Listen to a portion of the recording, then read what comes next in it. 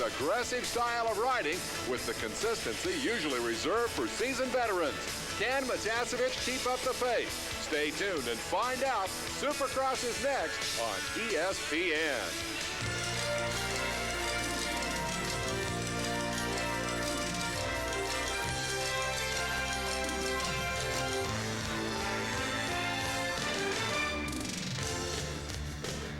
One of the most recognizable skylines in the world is the backdrop for Round 9 of the Camel Supercross Series. We're in Fair Park, just a few miles from that backdrop. Fair Park is the site of the State Fair and numerous buildings where the history of one of the proudest states in the Union is recorded. The most impressive structure, though, in Fair Park is the Cotton Bowl. Hello, everyone. I'm Larry Myers for ESPN. We're in Dallas for Round 9 of the Camel Supercross Series. With me to help bring you all of the exciting action, Dave Despain. And Dave, we might mention, this is the last event of the first half of the series, and so far it has been exciting. It's been exciting. It's been surprising. We've seen new faces up front, new winners. In fact, we've called it the Changing the Guard in Supercross in 1990. But most of all, what we've seen, Larry, is great racing action. It has been great. But, you know, instead of looking backwards at what we've already seen, maybe we ought to take a look ahead because there's still 9 events to go. Well, there's a lot of anticipation at this point in the series about who will be champion. A $50,000 bonus from Camel awaits the man who wins the title, and the man who currently leads probably has the most to worry about in terms of looking ahead. Jeff Motacevich, the point leader, a rookie, just 20 years old. I asked him if anticipation might change his riding style.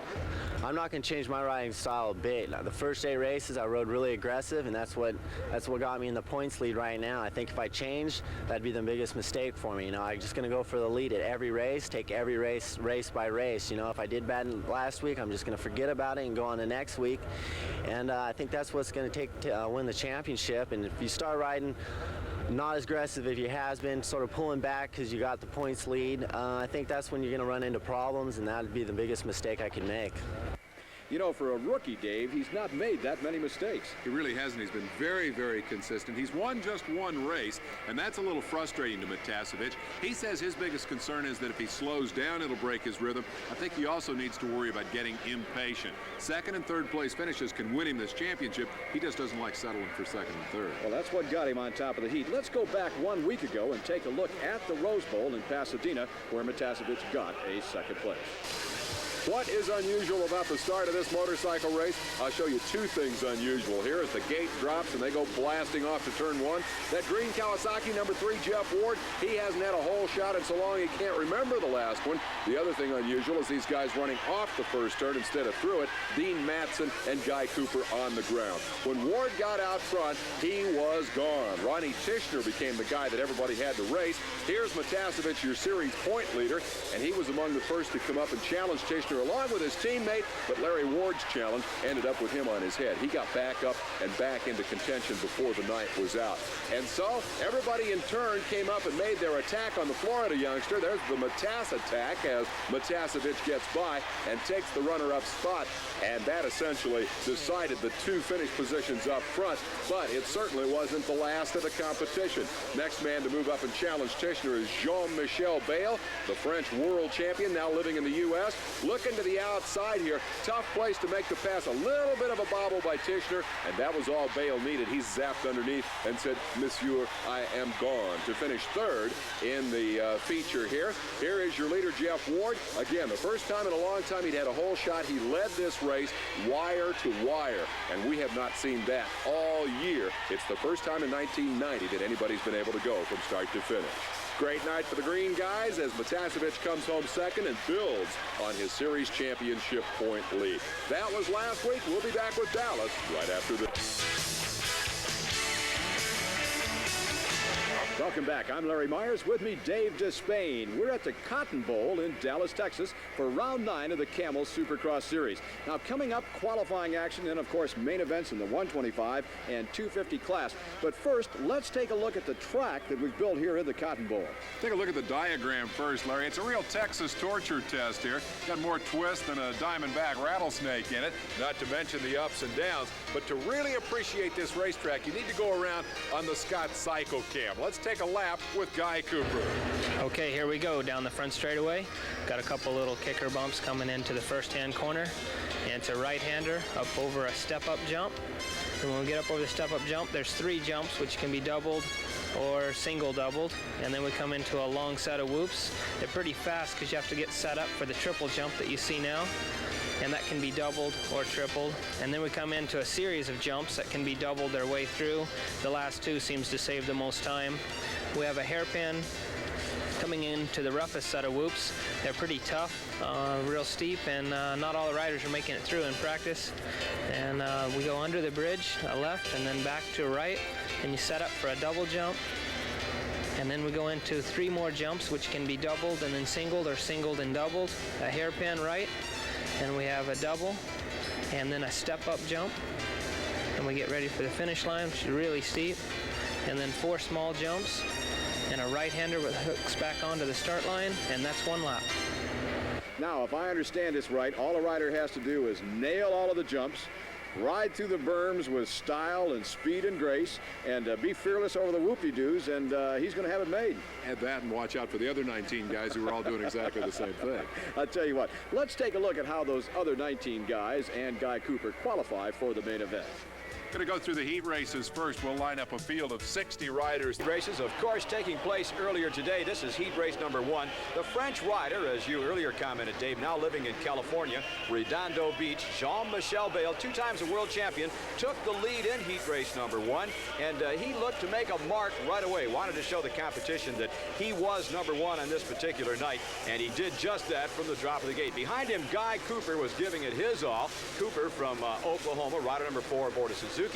And right behind Cooper came number 17, Larry Ward, running in a number 3 position. Bayle cast a look over his shoulder, but really, I don't know what he was looking for. He had this race, Dave, well in hand. The Suzuki guys made a pretty good attempt here. They have, all in all, had a pretty good season up until Larry Ward, the number 17, winning at Seattle. It had been years since Suzuki had won a Supercross. They've been consistent. They haven't been consistent winners. Bayle's got them covered here. And out of the corner of my eye, Larry Ward, I see him sneaking up to the inside, and he puts the moves on Guy Cooper, makes the pass, takes over the number 2 position. So now it's Jean-Michel Bayle out front, Larry Ward, the youngster, the rookie from Washington, running in a number 2 spot, Guy Cooper holding down, and he's the veteran, the number 3 position. Shot of Jean-Michel Bayle, and we were talking about California, and it's your feeling, Dave, that possibly some distractions here. Well, I wonder about that. This guy's the 250 world champion. Over in Europe, they race 2 40-minute motos. He's got to be in top shape. Whoa, Ward is on the ground. Larry Ward bailing off. He had gotten around his teammate Cooper. He was trying to reel in Bayle. He just overcooked it and got it sideways and out from under him. Well, that's the tendency of a rookie to kind of look ahead. I think that he probably, in his mind, had already passed Jean-Michel Bayle, or he was figuring out how to do it instead of paying attention to what was going on. And Bayle takes the win. We'll get back to Bayle and that physical conditioning thing in just a moment. In the meantime, it was Bayle. Larry Ward rebounded to take the number 2 spot. Great ride by the youngster. Cooper 3rd, Dean Matson 4th, Doug Dubach rounding out the top 5. Heat race number 2, there's your national champion, Jeff Stanton from Sherwood, Michigan. And Stanton slammed into that jump, and it looked like he was going to have his lunch. He's a good, strong farm boy. He was able to recover, but right behind him, trouble. Person of Jeff Ward. Ward has really been hot as of late. Once you get yourself into that situation where you break your rhythm, it gives the guy behind you a lot more incentive. He knows you're a little off. He's going to come at you hard. The wonder here is that Stanton was able to, in fact, put that bobble behind him, get right back on target, and keep Ward at bay until right here. Jeff found a better line and away he went. Look at this. Stanton comes right back on top of Ward. That's the mark of a champion. Both of these guys, they're not going to give up. You make a mistake, they make a little bobble, they get past, they'll come right back and try to get you for lunch in the next corner. Now look at that. Ward found an all-new line. He went really high, got a tremendous drive. He must have come out of that corner maybe 5-6 miles an hour faster than Stanton. It paid off through that short series of whoops as Ward regained that number 1 position. This time, I think he's going to make it stick. I like this racetrack, Larry, because it allows you to do that. We've seen some tracks where sometimes it was hard to pass, but in this one, you can find a different line if you put your mind to it, and Ward's been the master of it. That's how he won the Atlanta Supercross a couple of weeks ago. You know, racers are racers. They always want to win. They want that checkered flag. It means a lot to them. They hate to do anything but get that. But there comes a time in qualifying when you've got to sit back and say, hey, I'm going to take what I can get because I don't get any money for this. I don't get any points. And it looks to me like Stanton, running in that number 2 position, has accepted that number 2 spot. I don't think he's really working that hard to try to pass Ward now. Ward's got the momentum, certainly, and he's also got in his mind the fact that he knows he can get a hole shot now. He did it last week, and it won him the race. The winner of the fastest heat is going to get the best starting spot on the gate. So that's what Ward's racing for right now, and I think you're right. I think Stanton's let him go. Yeah, Ward, through that section of moves, took his eyes off the track. That's what Larry Ward did just a few moments ago. No relation, incidentally. Ward paid the price. Larry Ward did when he fell down in heat race number 1. But Jeff Ward could turn around and look while he was in the air to see where Stanton was. There he did it again. He just looked out of the corner of his eye. He knows exactly where he is, and more importantly, he knows exactly where Stanton is at all times. So Ward wins it with feet off the pegs. Stanton takes the number 2 spot. Fred Andrews 3rd. Mike Fisher, another Kawasaki rider, brings it home in 4th. And rounding out the top 5, Chris Young. On to heat race number 3. This one, the series points leader, Jeff Matasovic from La Habra Heights, California, with the early lead. But look at that. Damon Bradshaw, who we've not seen much of as of late, taking over the number 1 spot, but just momentarily because Matasovic comes right back. Now watch Bradshaw. Bradshaw tried that line that we saw Jeff Ward on just a moment ago, and he too got a great drive. Look at this. Into the inside, and that's where Bradshaw knows he can take a shorter route, get through the corner a little quicker, and he was helped by the fact that Matasovic bobbled just a little bit. This is a rematch of the remarkable opening of the 1990 Supercross Series when 17-year-old Bradshaw came out of the box like Buster's gang, won a couple of races, had Matasovic frustrated, but these two rookies dominated early, and then Bradshaw fell off, hurt his ankle. He's just now coming back, and I think it's obvious that what he wants to do tonight is prove to Matasovic, the series point leader, that he could still whip him man-to-man, head-to-head. Good point. Matasovic's not willing to settle for that as he tries to get a drive through the inside to take back that number 1 spot. He's got the angle. Is he going to be able to square it off and do it? No, I don't think so. Bradshaw has got the power of the Yamaha working. It's buried in the ground. But here comes Matasovic right back again. What a heat race. This looks like the best of any main event that we've ever seen. And look here, sneaking up on these guys. Number 6, Ronnie Tishner, great young charger from Florida, catches up with this battle because in swapping the lead back and forth and stealing each other's line, these guys aren't necessarily turning the fastest laps around the racetrack. That has enabled Tishner to close it up and try to make it a 3-man battle. Well, that happens when you have a battle out front, Dave. You have to be concerned not only with your line on the track, but the line being taken by the guy behind you, and that slows him down. Bradshaw, though, fast enough to take home the number 1 spot, followed by Jeff Matasovic, our series points leader. Tishner finishes the number 3 spot aboard the Suzuki. Mike LaRocco, another Suzuki rider, in 4th. And Mike Kidrowski rounds it out, and we'll be back to Spain. You're watching Supercross action. This is round 9 of the Camel Series.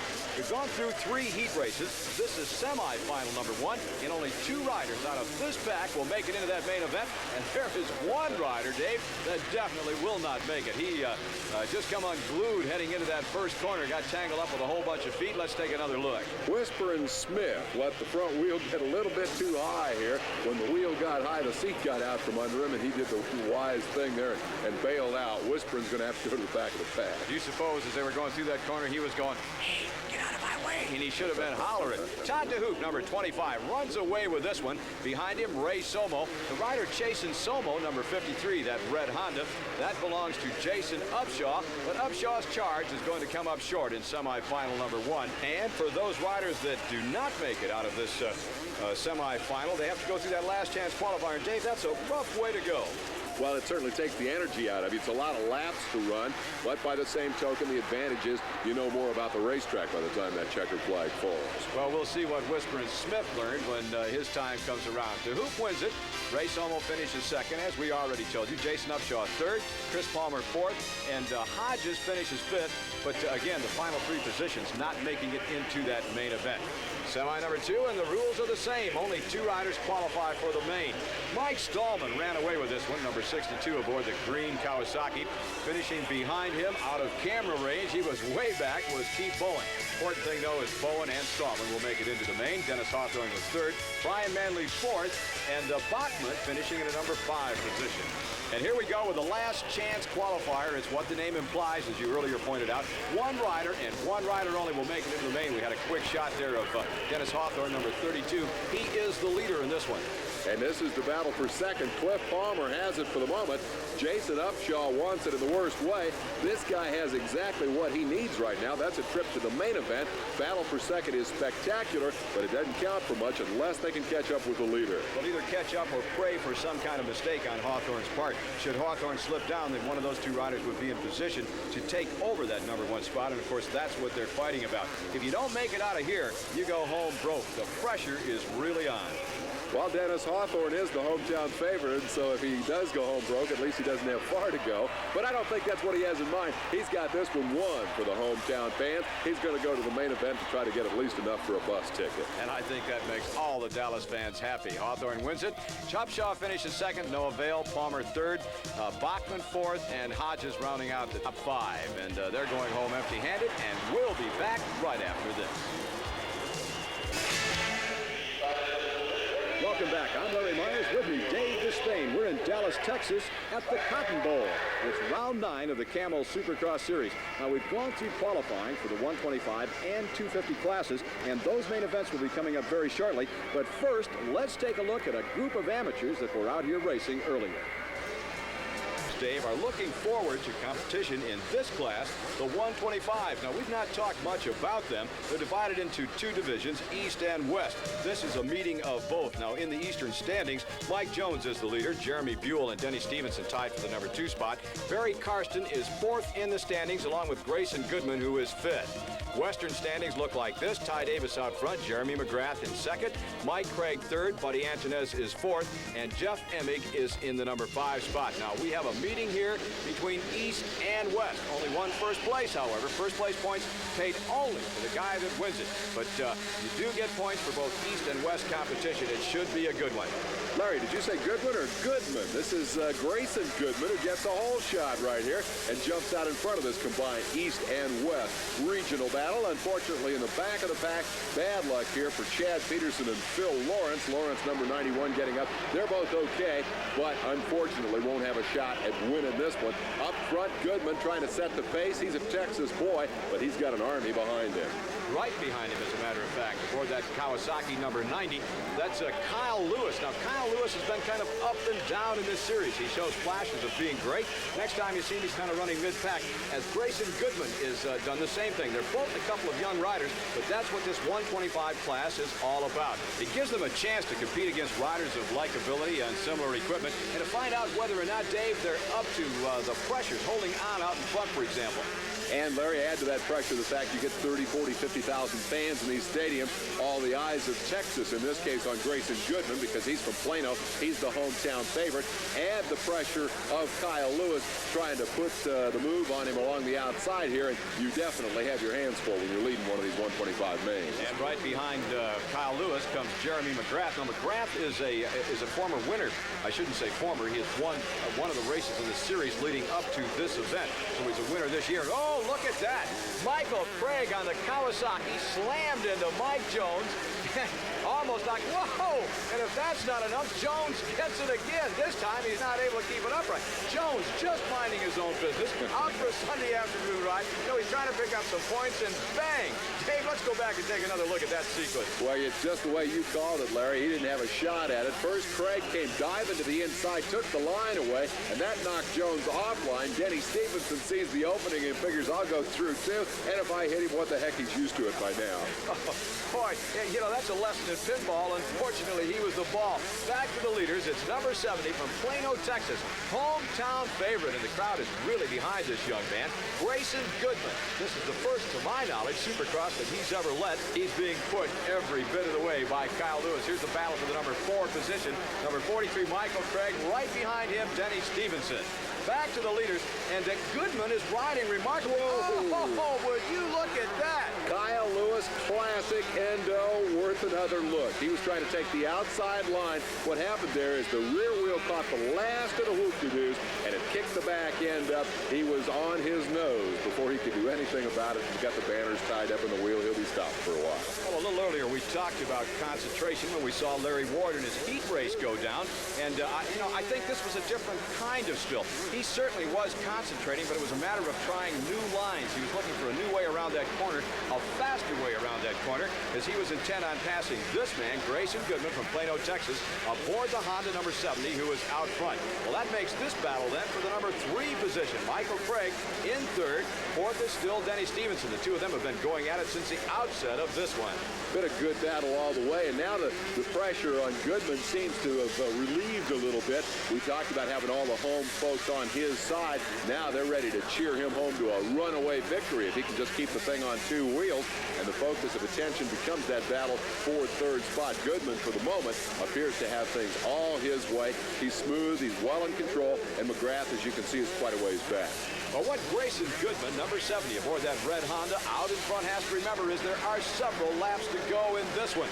Now, back in the number 3 position, you don't have to remind these guys of anything. They've been beating on each other since the drop of the gate. A couple of experienced Supercross riders. They're going to be good ones before this one is over. Here's Grayson Goodman out front. We're getting our good ones and Goodmans mixed up, but Grayson Goodman out front looking like a champ.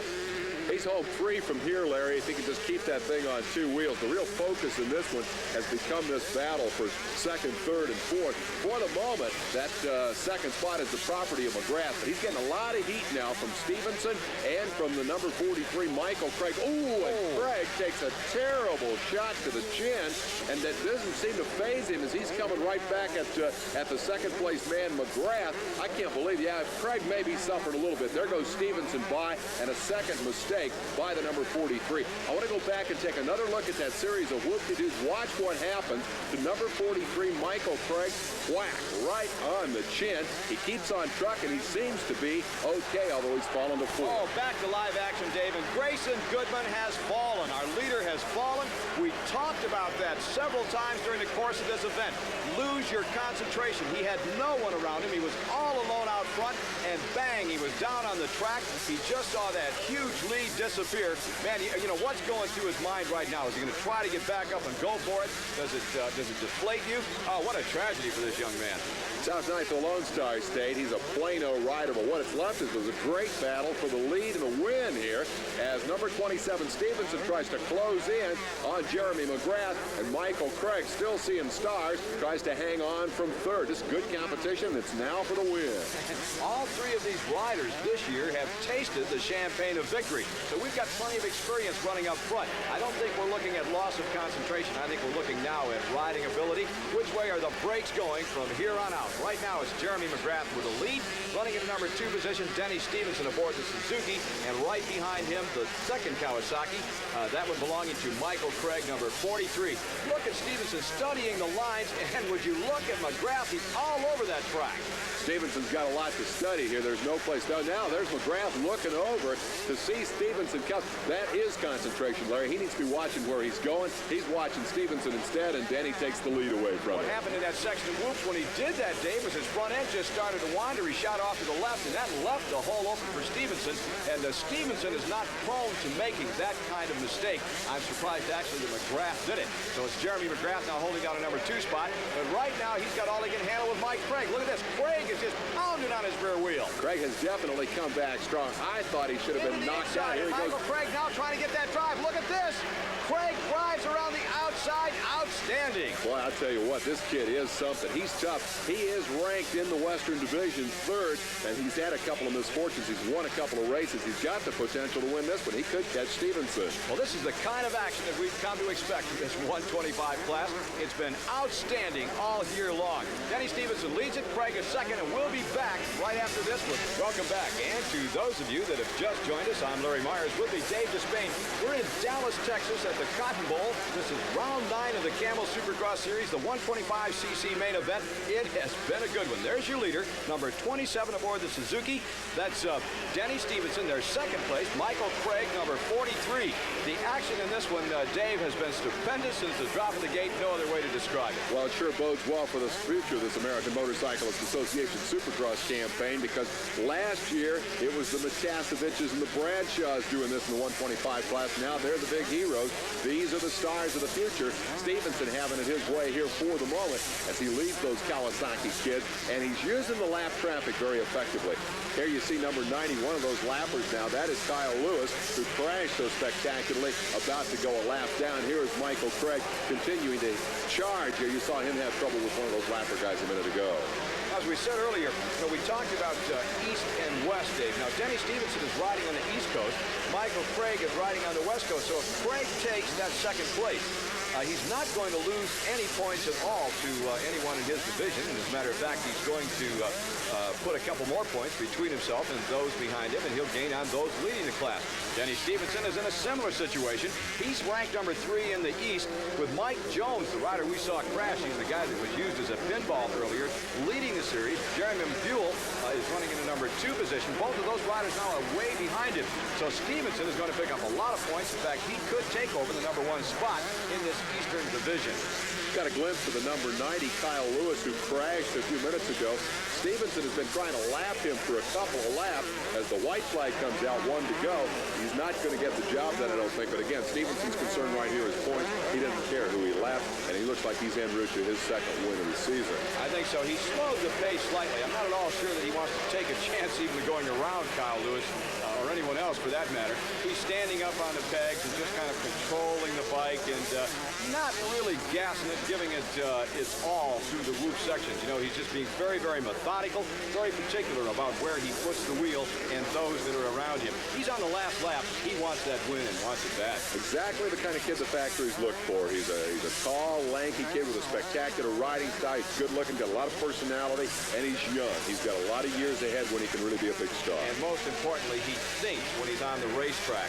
He doesn't let his throttle hand, overrule his common senses, I guess is the term I'm looking for, as he takes the checkered flag, and there's the man that finished in the runner-up position, number 43, Mike Craig. He'll come across second, and they stop and shake hands. The man shaking hands there with the yellow Suzuki jacket, that's Denny Stevenson's father. He also serves as Denny's mechanic, and of course, he's the first to offer congratulations for a job well done to not only his son, but those right behind him. A lot of camaraderie in this 125 class. Give Stevenson the win in this combined East and West Series race.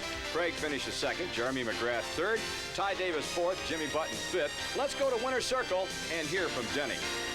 Yeah, I just wanted to prove that, the East is just good at the West. They got a lot of good riders out here, and I think we do in the East, and some people feel that, it's a little easier on the East, but I just wanted to prove, the East is right up there with the West. And Stevenson not only beats the best of the West tonight, but he also takes the point lead in the East over pinball Mike Jones and Jeremy Buell, who falls to third. I wonder if Mike Jones would have pinball put on the back of his pants. In the Western Division, it's Ty Davis out on top. Jeremy McGrath and Mike Craig tied for second. Buddy Antonez is in fourth, and Jeff Emig rounds out the top 5. And we'll be back with the 250 main right after this. This is how a racetrack looks when you're on a Yamaha FCR.